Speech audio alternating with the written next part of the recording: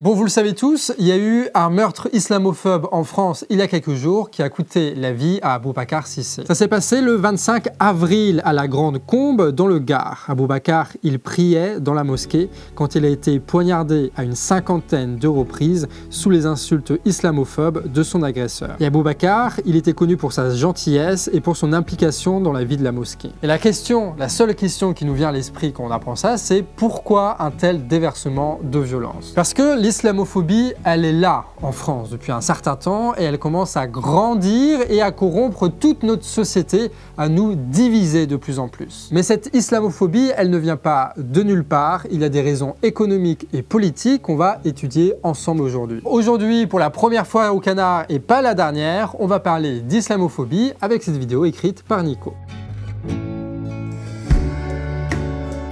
Ok, la situation, elle craint un peu en ce moment. Combien parmi nous sont musulmans ou perçus comme tels et flippent depuis le meurtre d'Aboubacar?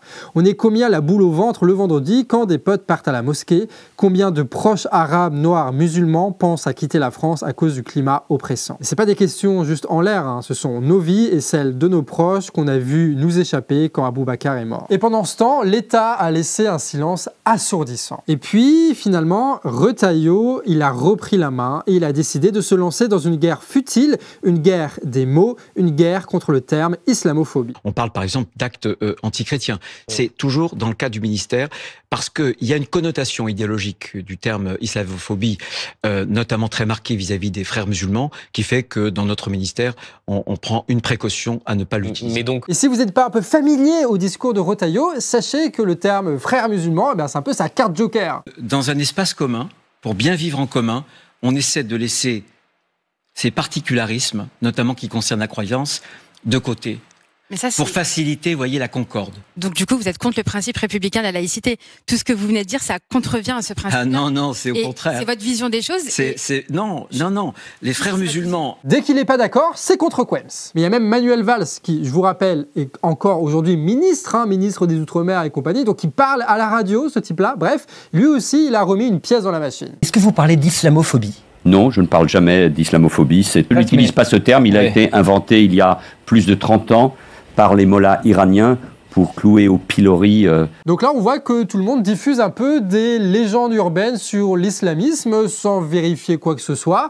Et le problème, c'est qu'en réalité, les choses sont moins spectaculaires. En vrai, les premières utilisations du terme islamophobie, ça remonte à 1910. Et ce sont des chercheurs, ethnologues qui l'utilisent pour désigner à peu près la même chose qu'aujourd'hui. C'est-à-dire la stigmatisation de la religion musulmane et de celles et ceux qui la pratiquent. D'un autre côté, on n'a aucune trace que le régime des mollahs aurait employé ce terme, puisqu'il n'y a pas d'équivalent en arabe pour islamophobie. Donc les puissants continuent à nous balancer encore et encore, comme sur tous les sujets en vérité, des fake news en permanence. Et ça permet de faire oublier une chose simple, c'est que en vérité, on s'en fout de d'où viennent les mots, qui l'a utilisé en premier, machin. Ce qui compte, c'est l'usage de ces mots, comment on les utilise au quotidien, dans la société. Et si on a besoin de ces mots-là, c'est parce qu'on a besoin de se comprendre en réalité, qu'on puisse désigner du doigt des choses qui existent, comme l'islamophobie. Parce que si on n'a plus les mots, ça devient 1984 et on ne peut même plus exprimer ce qui se passe et donc se solidariser entre nous. Et au fond, c'est pour ça qu'ils font cette guerre des mots. Ils veulent pas qu'on tire les conclusions qui les emmerdent, donc ils font de l'instrumentalisation. Et c'est ce que va faire Darmanin d'ailleurs le 16 octobre 2020. Ce jour-là, le professeur Samuel Paty est sauvagement assassiné par un islamiste devant l'établissement où il enseignait. Et ça pour avoir montré 2 caricatures de Mahomet en classe, et le meurtrier sera abattu sur place par la BAC. Et face à ce meurtre, Darmanin, ministre de l'Intérieur, il doit agir pour faire genre qu'il contrôle quelque chose, alors qu'il contrôle rien, mais il doit se donner cette impression-là, parce que c'est un politicard. Et pour exécuter son plan, il trouve le coupable idéal. C'est un coupable qui n'a rien à voir avec cette affaire, c'est ce qu'on appelle le Comité contre l'islamophobie en France, le CCIF. Donc dans la continuité du meurtre de Samuel Paty, Darmanin dissout cette organisation pour une prétendue complicité avec l'islamisme. Une complicité qui sera d'ailleurs jamais prouvée. La seule chose dont disposait Darmanin, ce sont les positions politiques du CCIF, puisque l'association défendait l'idée que l'État français est hostile à la population musulmane. C'était une critique de l'État, de sa justice, des lois qui étaient faites, et aussi de l'instrumentalisation politique qu'il y avait derrière. Et interdire une association pour des positions politiques, c'est ce qu'on appelle un délit d'opinion. Voilà, c'est ce qui s'est passé à ce moment-là. Et ce délit d'opinion, il frappe aujourd'hui celles et ceux qui dénoncent le génocide en Palestine. Et demain, il frappera celles et ceux qui critiquent la marche à la guerre, par exemple. Mais à l'époque, cette campagne de Darmanin contre le CCIF, c'est une superbe diversion. Parce que ça intervient au moment précis où le gouvernement d'Emmanuel Macron est contesté pour sa politique sur le Covid. Darmanin, Retailleau, Borne, Macron et compagnie utilisent les lois et les décisions de justice pour faire leur communication. Les lois et les décisions de justice sont devenues des tracts politiques de la Macronie et les médias nous précipitent dans cette réalité. Vous vous souvenez, c'est comme cette histoire avec Gabriel Attal et les abayas. Mais on nous a même pas expliqué vraiment c'est quoi une abaya. En fait, c'est un mot rebeu et donc ça fait peur et donc il faut l'interdire.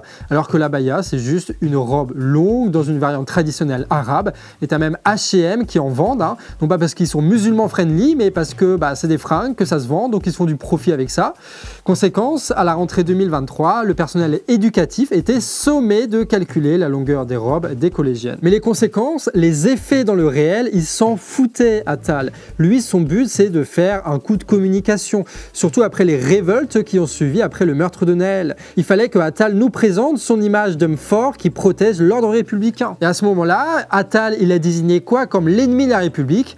Un truc au pif qui traînait par là, qui avait un rapport de près ou de loin à la culture musulmane. Et d'un point de vue cynique de Gabriel Attal, c'est plutôt logique de faire ça. Parce que dans tout récit, il faut un bon et un méchant. Et ce serait trop long de nous inventer une nouvelle menace, du coup, il reprend ce qui marchait avant. Surtout que derrière, t'as tout le monde qui fait le travail, hein. T'as le RN, t'as LR, t'as la Bolloré-sphère, t'as Figaro et compagnie. Bref, toute cette bourgeoisie réactionnaire et xénophobe qui ont déjà désigné l'ennemi. Qui fait que toute la classe politique se repose sur ce travail militant qui est fait tous les jours par ces organisations de milliardaires. Et voilà comment l'ennemi de la République, à la rentrée 2023, ça devient des collégiennes en robe trop longue sous prétexte de l'intégrisme religieux. Est-ce qu'ils savent vraiment ce que c'est l'intégrisme religieux? Est-ce que nous-mêmes on s'est posé la question sur ce truc-là en fait? Et en fait, il suffit de jeter un petit coup d'œil pour se rendre compte d'une évidence dont on ne parle jamais dans les grands médias. Déjà que l'intégrisme religieux, c'est pas un phénomène qui est propre à l'islam, hein. Des intégristes, on a qui émergent dans toutes les religions. On le retrouve chez l'extrême droite israélienne qui est en train de justifier un génocide au nom de Dieu, comme on le retrouve chez Trump qui appuie des réseaux d'églises évangélistes qui s'étendent des États-Unis à l'Amérique latine jusqu'en Afrique. Et l'intégrisme, c'est pas un truc qui tombe du ciel, c'est le produit de notre histoire moderne. Et comme tout, il progresse par l'argent et par la politique. Là, on parle du mouvement réel de l'histoire avec des organisations qui ont les moyens de faire avancer des idées. On parle là des plus grands États et des plus grandes entreprises. Par exemple, l'État français n'a aucun problème à vendre des armes à l'Arabie Saoudite,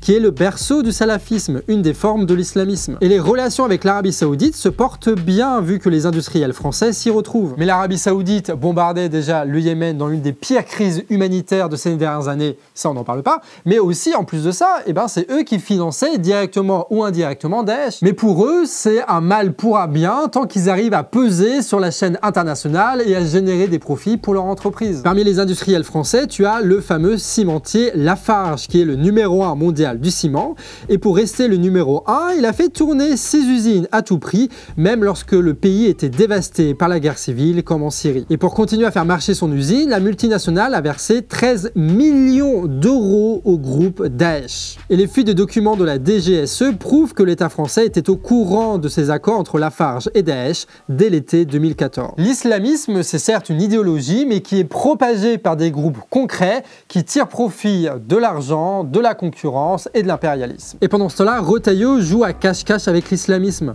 D'un côté, il sait très bien quelle puissance entretiennent cet islamisme, et de l'autre côté, il accuse les musulmans et les musulmanes en France d'être complices. Et ça, c'est l'une des plus grandes machines d'enfumage de la politique française moderne. Et cette machine, c'est une machine à produire de la peur et de la haine, une machine à produire de la division au sein du peuple. Et cette machine, elle commence à être bien huilée et à être capable de camoufler ce que elle-même elle produit. Par exemple, en 2024, on constate que, d'après les chiffres, tu as moins 24% d'actes islamophobes en France. Sauf qu'en fait, c'est un peu plus compliqué que ça, parce que vous connaissez le dicton qu'il faut jamais oublier, les chiffres, on leur fait dire ce qu'on veut. Mais quand on se penche sur ce rapport, rapport, on réalise qu'il prend en compte que les chiffres des renseignements territoriaux. Donc c'est lorsque tu as une plainte qui est retenue par la police sur un motif d'acte anti-musulman. Et donc là, il y a un gros biais, c'est que, après toutes les violences et compagnie, on se doute bien que les musulmans en France, lorsqu'ils subissent une agression, leur premier réflexe, c'est pas d'aller au commissariat. Donc en fait, ça donne une vision qui est totalement biaisée. Ils avaient plutôt tendance à aller chez des associations qui géraient ça, tu vois, notamment le CCIF. Évidemment, ces faits recensés par ces associations ne sont pas pris en compte par le ministère de l'Intérieur. Mais il y a pire, puisque même avec le comptage falsifié du ministère, on enregistre quand même une hausse de 72% des actes islamophobes depuis le début de l'année 2025. Des actes qui visent en grande partie des femmes voilées, même accompagnées de leurs enfants.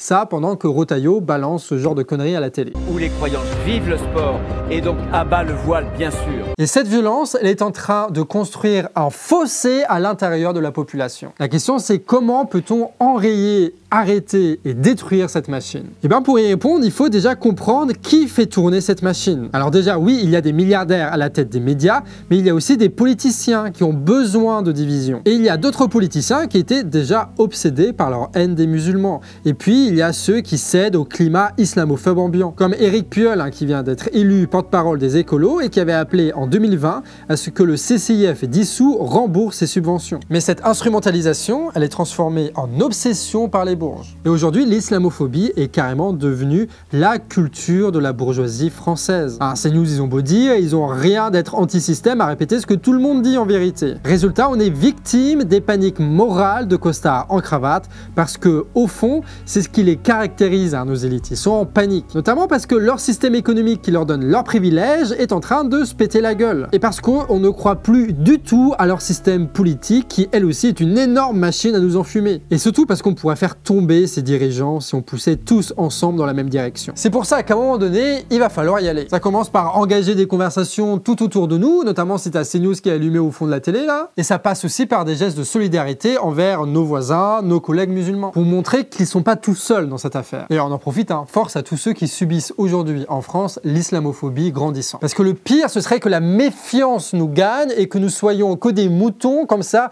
mis tout seuls à regarder la télévision, à répéter ce qu'on nous dit en permanence. C'est ce qu'on a toujours refusé dans notre vie et c'est pas aujourd'hui qu'on va commencer. Et quand on se dit qu'il faut se parler, c'est pas juste se parler pour parler du beau temps. Faut parler du beau temps, c'est important, mais pas que du beau temps, tu vois. C'est aussi une question de se faire confiance. Il faut qu'on puisse avoir confiance entre nous pour partager et construire un même projet politique qui s'attaque au cœur de nos problèmes, c'est-à-dire à ceux qui possèdent tout et qui décident de tout, face à ceux qui nous promettent qu'une seule chose, des crises, des crises, des crises qui nous emmènent toujours plus loin dans la guerre et la violence. Bref, c'est ensemble qu'on s'en sortira, à condition qu'on arrive à construire cet ensemble. On n'a plus de choix, il me semble. On doit vivre, mourir ensemble. Au Canard, nous, on vous l'a toujours dit depuis le début, c'est pas juste en regardant des vidéos qu'on va réussir à changer le monde. Il faut aller un petit peu plus loin que ça. Les vidéos, c'est qu'une étape. Et l'étape suivante, c'est d'incarner ses idées et ses valeurs dans la vraie vie. Donc on vous encourage à briser ce silence et à rejoindre des manifestations, des organisations qui luttent réellement contre cette islamophobie. Et on finit évidemment avec un petit mot de soutien et de solidarité avec les proches d'Aboubacar Cissé. C'était le Canard Réfractaire, j'espère que ça vous a plu. Nico était à l'écriture pour aujourd'hui et vous pouvez mettre en commentaire ce que vous pensez de tout ce qu'on vient de dire. Force à vous et à la prochaine.